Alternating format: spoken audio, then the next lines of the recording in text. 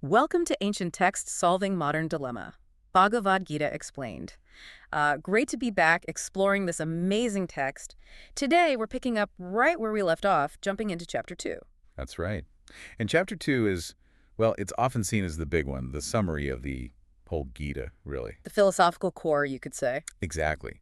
If chapter 1 set up Arjuna's, massive crisis, chapter 2 is where Krishna starts laying down the foundational wisdom. And it's fascinating how it takes this moment of just intense personal, ethical breakdown. Yeah, total paralysis. And turns it into something constructive, a guide almost. Completely. And that's why it still speaks to us, I think. We all face those moments, especially maybe at work, where things feel impossible. Oh, definitely. Those tough choices. So let's revisit that scene, Arjuna on the battlefield. Right. And he looks out, and who does he see?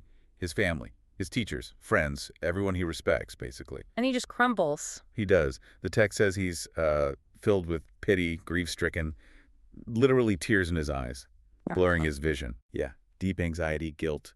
He feels like he just can't act. That feeling, it's so recognizable, isn't it, that paralysis? It makes me think about work situations, where you feel like you know the right thing, the ethical path. But you can't take it. Exactly. Maybe there's pressure, or it involves people you care about, or it conflicts with, I don't know, company policy. You feel stuck. That's a perfect modern parallel. Mm-hmm.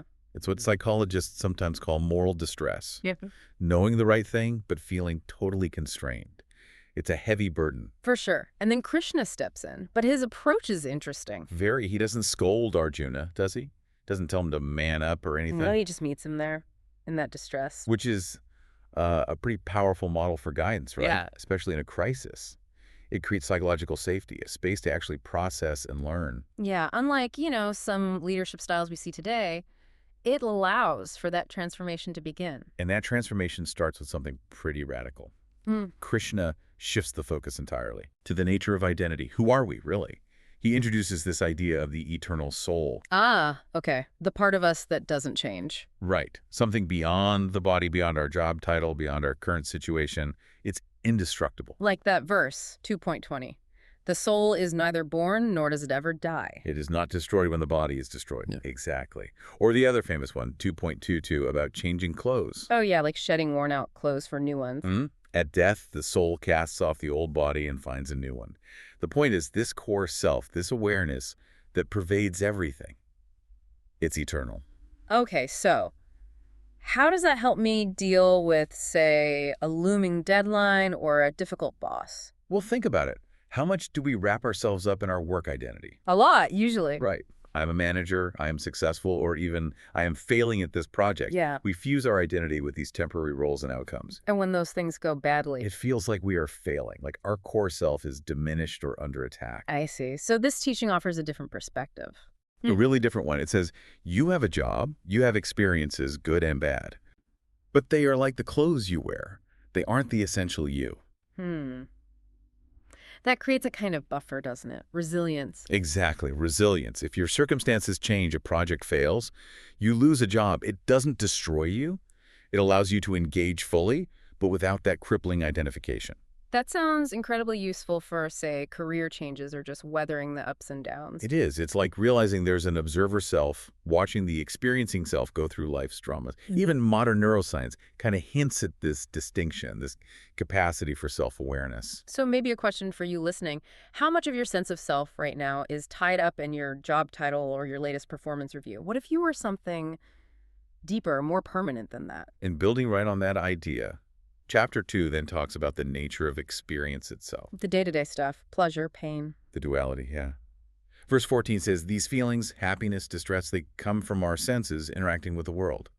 And crucially, they're temporary. Like the seasons changing. Precisely. They come, they have their moment, and they go. They are non-permanent. Okay, that feels immediately relevant to stress management. Totally. It's basically anticipating what modern therapy, like CBT, calls emotional regulation. Understanding your emotions without being completely run over by them. Because when you're stressed, maybe facing a huge work crisis, it feels all-consuming, permanent. But this framework helps you see it differently. Like, okay, this feeling of overwhelm is here now. It's a reaction, but it's like the weather. It will pass. That detachment must help with decision-making, too. Immensely. You can identify the feeling, understand it, but not get swept away. You maintain composure. Think about leaders who stay calm under pressure. They often have this ability to see the weather without becoming the storm itself. So when those work challenges hit you, does it feel like the end of the world? Or can you step back a bit, see it as a temporary shift? Which leads us neatly into, arguably, the most famous and practical part of Chapter 2 for many people today, Dharma and Karma Yoga. Dharma. Duty. Righteous action. Doing the right thing. Yeah, essentially. It operates on a few levels. Your personal duty based on your nature and skills, svadharma. Then there are universal ethical principles. And also figuring out the right thing in a specific, maybe messy situation. It sounds like the bedrock of ethical leadership. It really is. Acting from principle, understanding your responsibility, even when it's hard or unpopular. Can you give some modern examples? Sure. Think about healthcare workers during COVID, that sense of duty. Or whistleblowers speaking up against wrongdoing in a company. Yeah, that takes courage. It does. Or even businesses genuinely committed to sustainability, acting out of a sense of duty to more than just the bottom line. That's dharma in action. Okay, so Dharma is about what to do. Then there's Karma Yoga. Which is how to do it. It's the path of selfless action, acting without being attached to the results. And this is where we get that incredibly famous verse, 2.47. The big one. Your right is only to work, but not to its results. Do not let the results of action be your motive, nor let your attachment be to inaction. Wow. It's revolutionary for how we approach work, isn't it? It's not saying don't care, don't try. It's saying pour your energy into the doing. Do your absolute best. But let go of the outcome. Let go of your attachment to the outcome, whether you get the praise, the promotion, the success, or the criticism, the failure, the setback. No. Focus on the quality of the action itself. So you work diligently, but your inner peace isn't dependent on whether the project succeeds or fails. Exactly. And interestingly, research suggests this mindset actually improves things. Less anxiety about the future means more focus, more creativity, more resilience now. It frees you up from that constant performance pressure. It does. This idea, sometimes called detached involvement or nishkama karma, is even finding its way into things like agile development or creative fields, focusing on the process, the problem solving, not just the end prize. And this leads to the ideal person described in the chapter, the sthidaprajna. Yes, the person of steady wisdom, someone who embodies this. They're balanced. Honor or dishonor, gain or loss, success or failure, they remain steady inside. Sounds like high emotional intelligence, the kind of leader you want in a crisis. Very much so. They're fully engaged in their work, their duties, but maintain that inner detachment.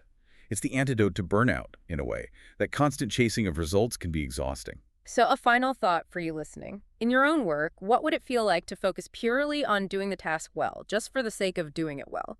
Setting aside just for a moment the worry about praise or blame, success or failure. Chapter 2 really gives us this incredible roadmap, integrating high performance with inner calm, ethical action with practical results. It tackles so many modern issues: stress, ethical confusion, that pressure to perform, even questions about who we are. And it offers this paradox.